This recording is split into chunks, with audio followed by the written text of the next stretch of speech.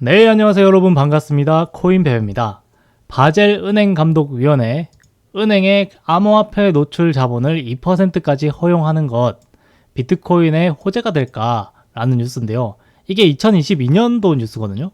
근데 뭐 2022년도 뉴스를 뭐 1년 지나서 가져오냐 하실 수 있는데, 오늘 얘기할 내용이 좀 중요해가지고 옛날 거를 한번 좀 들고 와봤고요. 뭐 내용은 이렇습니다. 은행의 암호화폐 노출을 자본의 2%까지 허용키로 했다. 비트코인 커뮤니티는 이게 비트코인의 호재가 될 것이라고 반기고 있다. 얘기를 합니다. 그런데 뭐 당연히 호재가 되죠, 이런 건. 근데 왜 호재가 되느냐? 어떻게 호재가 되느냐? 이거는 뭐냐? 저는 그렇게 생각합니다. 은행이 가상자산 시장을 받아들이는데 차근차근히 계단을 쌓아가듯이 한 단계 한 단계 걸치는 이런 느낌이라고 해야 될까요? 목적지가 있다는 거죠. 뭐냐? 주류 시장에 완전히 편입되는 것. 그래서 그것이 언제 이루어지게 되느냐? 제 개인적인 생각은 2025년쯤에는 그렇게 되지 않을까 생각을 하고요. 그 이유는 좀 많은데요. 뭐 단기적으로 생각을 해보면은 뭐 FTX에 대한 얘기를 하겠죠. 근데 조금 더 이제 멀리 보면은 세금이 국가별로 뭐 다 적용이 되겠지만은 우리나라 같은 경우는 25년에 적용이 되잖아요. 그래서 우리나라에서 주류 시장으로 완전히 인식되려면은 한 25년쯤 되면은 차차 이렇게 인식이 개선이 안 될까 하는 생각이 좀 듭니다. 그래서 암호화폐를 보유하는 규모가 3조 6천억 달러에 달하게 될 것이다. 2%가 되면. 그래서 유로 지역에서는 자사 임직원에게 암호화폐 투자를 금지하는 은행들이 많다. 그래서 추가적으로 확대가 될 것 같다. 투자 확대가. 이런 얘기를 했었었고요. 근데 최근에 BCBS가 시중은행 보유 가상자산 공개를 권고를 했습니다. 자, 바젤 은행감독위원회가 시중은행을 대상으로 국제결제은행의 디파이 모니터링 계획에 맞춰서 가상자산 보유액 공개를 권고를 했고, BCBS는 최근에 가상자산의 급격한 인기로 은행이 붕괴를 했다. 향후 은행은 BIS의 계획에 따라 가상자산 보유량을 전량 공개해야 할 것이라고 밝혔다. 지난 한 해 동안에 가상자산 거래소 FTX랑 시그니처 은행이나 실리콘 은행이 파산했었다. 은행업에 우려가 제기된다. 그래가지고 은행들이 보유한 가상자산을 공개하라고, 이렇게 그래야지 가상자산에 대한 기존 자본의 요구사항을 보완할 수 있게 될 것이다, 뭐 이렇게 얘기를 합니다. 그런데 저는 그렇게 생각하는 거죠. 가상자산 시장은 조금만 더 시간이 지나면은 완전히 다른 취급을 받지 않겠는가. 진짜 조금만 더 지나면. 그래서 은행이 거래소가 되고 거래소가 은행이 될 것이다. 이런 생각이 듭니다. 이런 얘기도 합니다.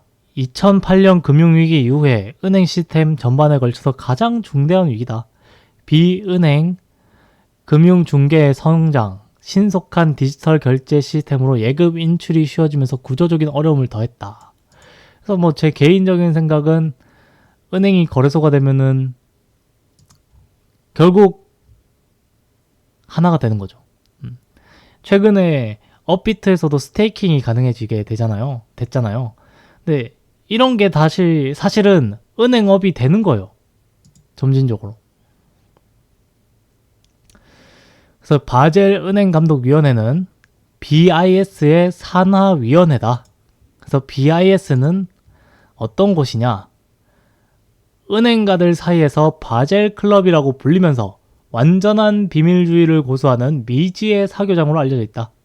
전 세계의 재벌이 비밀 계좌를 가진 스위스에서도 부호 중의 부호를 위한 은행이다.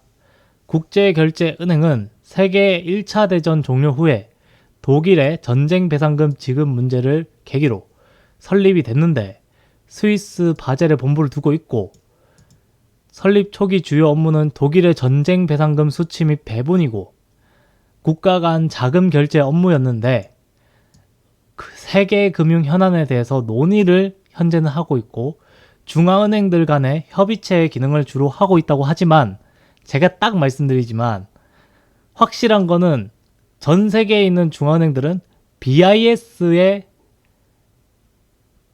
명령을 받고 움직이고 있다고 본다라는 거죠. 그리고 BIS가 하라는 대로 하는 게 현 상황이에요. 특징은 국제결제은행은 오늘날에도 금괴로 모든 것을 결제한다. 따라서 어떤 경제적 혼란에도 견딜 수 있는 장치를 가지고 있고 국제적으로 최고의 신용을 자랑하고 있다. 이런 얘기하면은 비트코인 다 팔고 금괴로 바꿀까? 뭐 이런 생각도 하실 수 있겠죠. 하지만 시대의 흐름이 금괴에서 비트코인으로 넘어가고 있다는 말씀을 드리는 겁니다. 그렇게 치면은 BIS가 그럼 비트코인 많이 가지고 있겠냐? 많이 가지고 있냐? 하실 수 있겠는데 뭐 저희 같은 사람들이 어떻게 그런 것까지 다 알겠어요? 모든 것을 비밀로 붙이는 완전한 비밀주의인데 그렇죠? 그래서 결론은 제 예상은 둘러 보면은 분명히 꽁쳐놨을 것이다. 굉장히 많은 양을. 왜냐? 세계에 굉장히 엄청나게 많이 뿌려져 있는 부가 사실 극단으로 가면은 BIS와 바티칸 쪽으로 간다고 생각을 하거든요. 뭐 또는 BIS보다도 더 위에 있는 최상위층에게 갈 수도 있겠지만 여튼 비트코인을 많이 모아놨을 것이다. 또 비트코인에 대한 생각도 많이 가지고 있을 것이다 생각을 합니다. 그래서 저는 투자를 계속 하고 있었던 것이고 돈을 한 번도 빼지 않았던 거예요. 그래서 제가 맨날 비트코인 투자하고 하다 보니까 저희 어머니가 정신 좀 차리라면서 좀 돈을 좀 모으라고 이렇게 하셨는데 저는 몰라요. 제 개인적인 생각은 예금 적금을 하는 게 훨씬 더 바보 같은 행동이라고 생각했기 때문에 앞에서는 알겠습니다 하고 뒤에서는 돈을 넣었어요. 그리고 방송에 대해서도 좀 얘기 드리면은 이게 방송을 하면은 저희 어머니가 계속 보고 대출해가지고 또 넣고 막 이러실까봐 사실 방송을 못했던 것도 있고 삶이 너무 바빴어요. 그리고 돈을 버느라 너무 바빴기도 했고요. 그리고 집안에 일들이 몇 가지가 있었는데 그거는 제 개인적인 얘기다 보니까 궁금하신 분들이 계시면은 따로 얘기는 드릴 수 있겠지만 좋은 일이 아니다 보니까 얘기할 만한 거리가 아닌 것 같네요. 자, 일단은 뭔 얘기하다가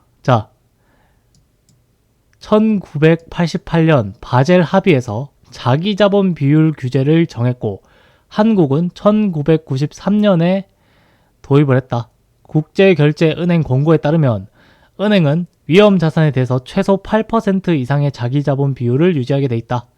1997년 한국 외환위기 당시에 BIS 비율 8%가 은행 퇴출의 기준이 되었다. 그러니까 퇴출의 기준도 되고 아주 엄청납니다 그냥. 그러나 2011년 저축은행 사태로 BIS 비율만으로 은행 건전성을 가늠하기에 불충분하다는 지적이 있었다.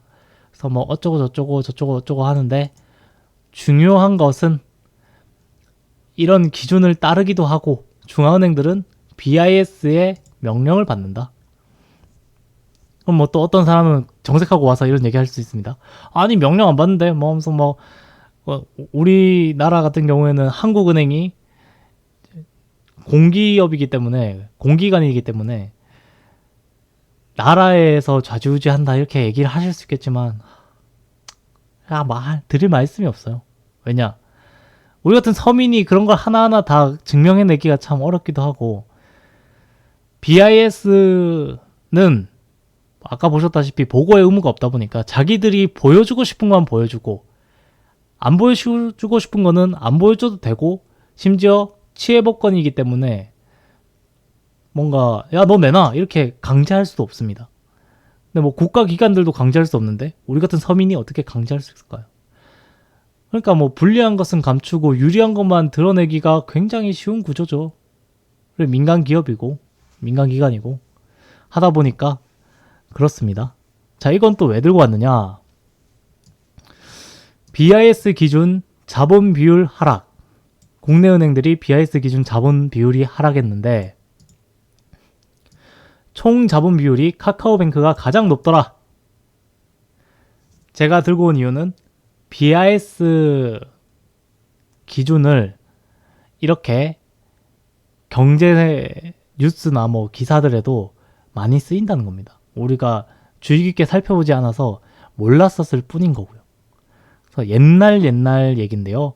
2005년에 이제 질문 중에서 제일 많이 들어오는 질문들 중 하나가 상호저축은행에 적용되는 BIS 비율이 뭔가요? 그래서 BIS 비율은 BIS 자기자본 비율의 줄임말이다. 국제결제은행이 1988년 좀 아까 봤던 거 그대로 얘기를 하는 겁니다. 그래서 이거를 쓴다. 최근 뉴스입니다. 2023년에 11월에 이주영 기자님께서 올려주신 뉴스인데요. 네이버 1784에 국제결제은행이랑 한국은행의 인사들이 방문을 했다. 방문해서 AI 기술을 금융 분야에 접목할 수 있는 다양한 방안에 대해서 논의하는 자리를 가졌었다. 그러니까 BIS에서 실제적으로 우리나라에 좀 관심이 있다 없다? 있다. 그래서 주요한 건데요. 이거 진짜 제가 말하고 싶었는데 제일 중요할 수도 있습니다. 이창용 총재가 선진국만 맡았던 글로벌 금융시스템 위원회의 의장을 선임됐다. 그래서 국제결제은행의 글로벌 금융시스템 위원회의 의장으로 선임이 됐다 하는 총재가. 그래서 엄청난 일이다. 왜냐?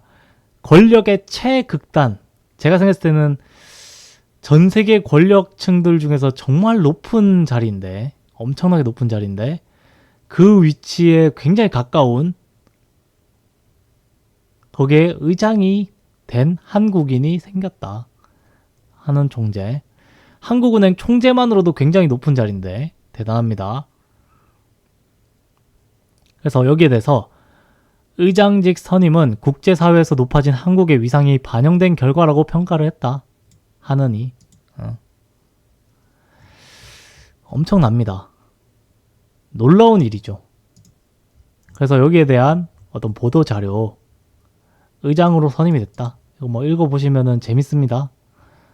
그래서 글로벌 금융 시스템 위원회 CGFS 여기에 이제 보시면은 위원회 개요인데요. 뭐 이렇게 나와 있습니다. 근데 뭐 중요한 것은 아니고요. 제가 중요하게 생각하는 것은 우리나라의 어떤 앞으로 있게 될 국제적인 정세에서 우리나라가 굉장히 엄청난 일이 생길 거라고 보거든요. 굉장히 엄청난 일이. 그래서 그에 관련해서 이런 인사들이 있게 되지 않나 생각을 합니다. 요거는 이제 호주에서 ATM이랑 뭐 정부 지원 덕분에 비트코인 사용 증가가 추세다 이렇게 얘기를 하는데 우리나라는 과연 어떻게 될 것인가? 한국은행의 이창용 총재가 글로벌 금융시스템 위에 의장이 됐다.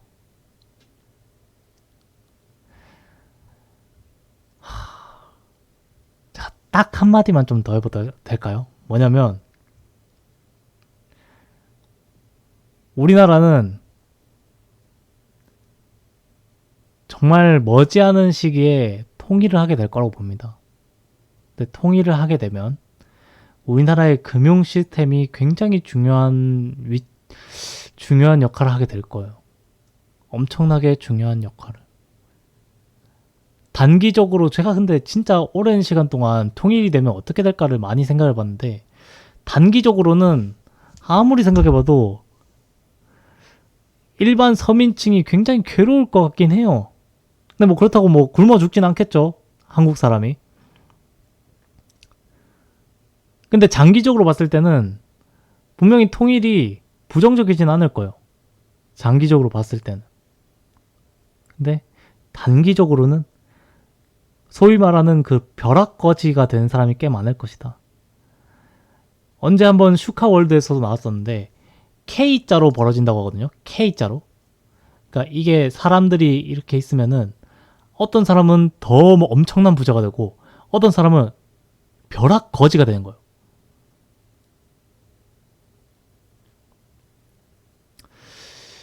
하지만 지금 이 시기보다는 좀 더 사람들의 삶이 윤택해지는 시기도 오게 될 것이다. 이런 생각을 합니다. 통일이 되게 되면. 근데 제 개인적인 의견으로는 통일이 된다. 아무리 사람들이 안 된다. 되면 망한다. 되면 서민 살기 힘들다. 되지면 나 반대다 하더라도 아무리 서민들이 반대해도 이 권력의 특권층을 가지고 있는 소수의 엘리트층들이 이끈다면은 통일은 된다. 그리고 그들은 반대하는 듯 약간 통일을 안 하려고 하는 듯 스탠스를 잡지만 통일은 하게 될 것이다 생각을 합니다.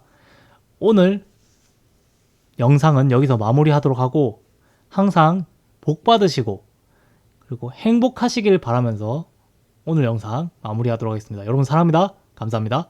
코인베베였습니다. 감사합니다.